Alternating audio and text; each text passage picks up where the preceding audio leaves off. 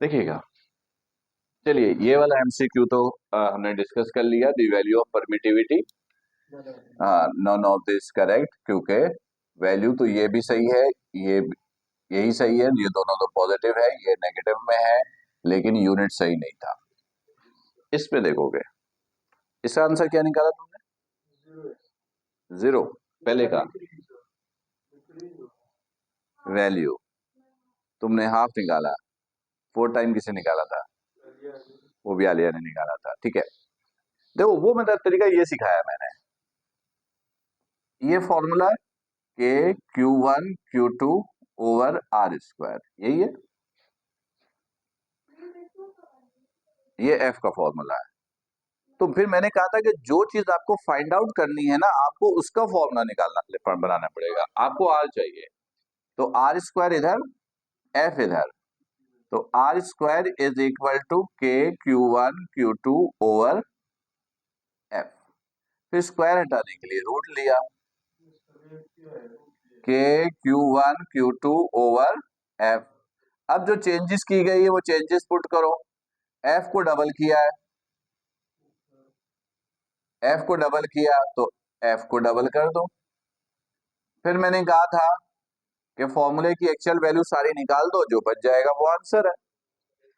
तो के Q1 Q2 ये निकल गया, एफ से एफ निकल गया, आर से आर निकल गया, क्या बच गया? 1/√2। तो 1/√2, हाँ 1/√2 जो है ये करेक्ट आंसर है। ठीक है, अच्छा अब इसमें देखोगे, ये डिफिकल्ट लेवल का एमसीक्यू, ये एक स्क्वायर है, स्क्वायर का मतलब चारों साइड बराबर, ये 1 मीटर तो ये भी 1 मीटर, ये भी 1 मीटर, ये भी 1 मीटर, सही है।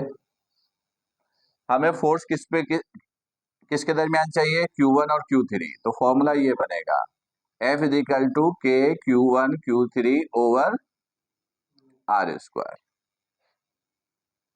तो अब गौर से देखिएगा, F is equal to K Q1 Q2 ये सब बराबर है 1 कूलम, ये भी 1, ये भी 1। आर की वैल्यू कितनी है? आर की जो वैल्यू है वो √2 है। आर चार्जेस के दरमियान डिस्टेंस है, आपको Q1 और Q3 के दरमियान फोर्स चाहिए, तो डिस्टेंस भी Q1 और Q3 के दरमियान, यानी ये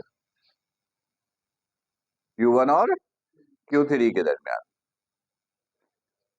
सर आज 2 बजे कैसे आएंगे? 4 बजे। ठीक है, ठीक है, ये देखो फोर्स Q1 और Q3 के दरमियान, तो डिस्टेंस भी Q1 और Q3 के दरमियान, यानी ये वाला डिस्टेंस चाहिए आपको। ये डिस्टेंस कैसे निकालोगे? ये डिस्टेंस निकलेगा पाइथागोरस थ्योरम से।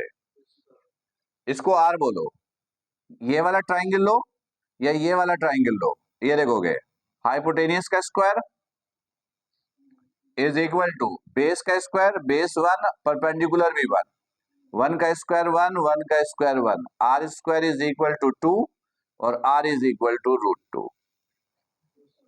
तो √2 का स्क्वायर, स्क्वायर और ये कैंसिल, तो आंसर इज k/2।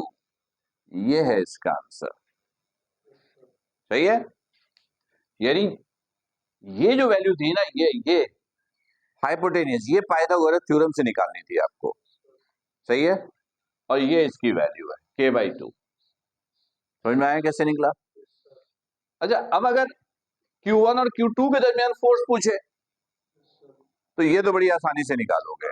हाँ, इसके लिए तो फॉर्मूला यही है, F is equal to K Q1 की जगह 1 और Q2 की जगह भी 1 और दोनों के दरमियान डिस्टेंस भी 1, सिर्फ k आएगा, सिर्फ k आएगा। राइट, क्लियर है? ठीक है, कोई इशू? ठीक है, तो अभी एक टॉपिक और रिवाइज करते हैं और फिर उसके भी एमसीक्यू थोड़ा देखते हैं मिक्स करके।